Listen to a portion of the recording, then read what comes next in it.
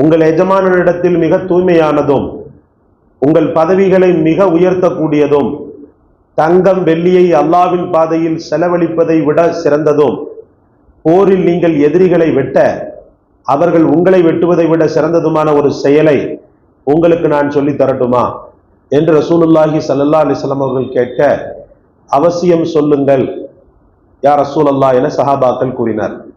அந்த அமல் அல்லாவை திக்ரு செய்வது என்று ரசூலுல்லாஹி ஸல்லல்லாஹு அலைஹி வஸல்லம் அவர்கள் கூறினார்கள்.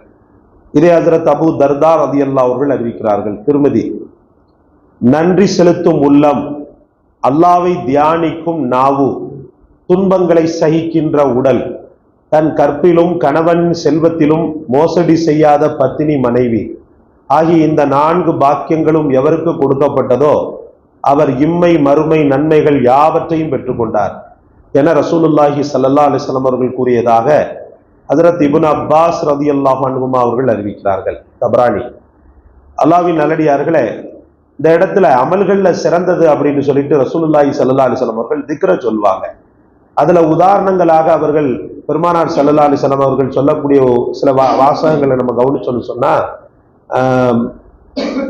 பதவிகளை உயர்த்துவது, அல்லாஹ்விடத்துல பதவிகளை உயர்த்துவது தங்கம் வெள்ளியை அல்லாஹ்வின் பாதையில் செலவழிப்பதை விட சிறந்தது அப்படின்னு சொல்லுவாங்க. திக்ர பதவிகளை உயர்த்தக்கூடியது அப்படின்னு சொன்னா, மறுமை நாள்ல தாக்கிரீன்கள் அப்படின்னு சொல்லி ஒரு குறிப்பிட்ட சாரார் அல்லாஹ்வுடைய தனிப்பட்ட நெருக்கத்திற்கும் அவருடைய அன்பிற்கும் பாத்திரமானவர்கள்.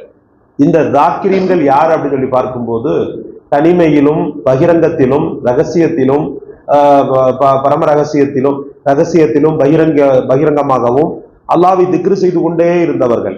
இவர்களைத்தான் தாக்கிரீன்கள் என்று சொல்லப்படுகிறது. இந்த தாக்கிரீன்களுடைய விஷயத்தில் அல்லாஹு தஆலா நிறைய சலுகைகளை கொடுப்பான்.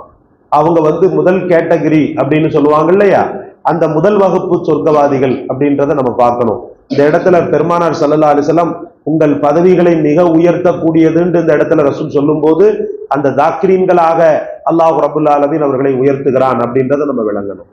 அதுக்கப்புறம் சொன்னாங்க, எதிரிகள் உங்களை வெட்ட நீங்க அவங்கள வெட்ட இந்த ஜிஹாதை விட சிறந்தது அப்படின்னு சொன்னாங்க. எந்த எதிரியை நம்ம வெட்ட போறோம்? ஷைத்தான் என்ற எதிரியை தான் நாம வெட்ட போறோம். நல்ல புரிந்து கொள்ளுங்க, மனதால செய்யக்கூடிய ஒவ்வொரு திக்ர்லையும் ஒவ்வொரு இப்லீஸ்கள் மண்ணை சாய்கிறார்கள். மனதார செய்யக்கூடிய திக்ர், ஒவ்வொரு திக்ர்லையும் ஒவ்வொரு சைத்தான்கள் என்ன செய்கின்றன? அழிந்து போகின்றன. நாம நினைக்கிற மாதிரி ஒரு சைத்தான் அல்ல, 1000 லட்சம் கோடி சைத்தான்கள் இருக்கின்றார்கள். அந்த சைத்தான்கள் நம்மை ஆக்கிரமிக்கின்ற நேரத்தில் இவருடைய திக்ர்களும் இவருடைய பிக்ர்களும் நிச்சயமாக அவைகளை அழிக்கக்கூடிய சக்தி படைத்ததாக இருக்கிறது. அதனால்தான் பெருமானார் ஸல்லல்லாஹு அலைஹி வஸல்லம் அவர்கள் எதிரிகளை நீங்க வெட்ட உங்களை அவங்க வெட்ட இந்த ஜிஹாதை விட சிறந்தது அப்படின்னு சொல்லிட்டு சொன்னாங்க பெருமானார் ஸல்லல்லாஹு அலைஹி வஸல்லம். அதுக்கப்புறம் பாத்தீங்கன்னு சொன்னா, இந்த திக்ரின் மூலமாக உள்ளத்தில் இருக்கக்கூடிய கசடுகள் நீக்கப்படுகிறது. எந்தெந்த திக்ர்கள் என்னென்ன சிறப்புகள் உடையதாக இருக்கிறது என்றெல்லாம் நம்ம ஓரளவுக்கு படிச்சிருக்கோம். அதுல பெரிய திக்ராக லா இலாஹ இல்லல்லாஹ்வின் மூலமாக உள்ளத்தின் கசடுகள் என்ன செய்யப்படுகிறது? கழுகப்படுகிறது. அவருடைய உள்ளம் எப்பவுமே இலங்கி கொண்டே இருக்கிறது. அவங்களுக்கு நான் முன்னாடிலாம் சொன்னது உண்டு, எப்பவுமே தன் வாழ்க்கையில தொடர்படியாக திக்ரையே தன்னுடைய ரொட்டீனாக ஆக்கி கொண்டவர் இருக்கிறார் பாருங்க. மரண நேரத்திலையும் கலிமத் தய்யிபா சீக்கிரத்திலேயே அவருடைய நாவல ஈஸியாக வந்துடும்.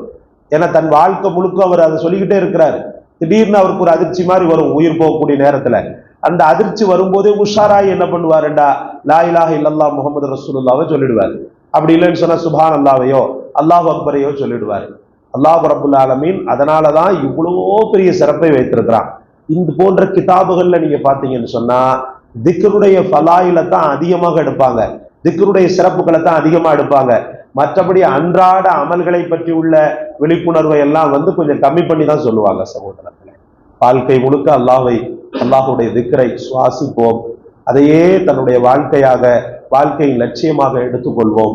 அல்லாஹ் மரண நேரத்திலும் அவனை நினைத்து அவனை திக்ர் செய்து இந்த உலகத்தை விட்டு பிரிகின்ற வாய்ப்பை தருவானாக. சுப்ஹானல்லாஹி வ பிஹம்திஹி சுப்ஹான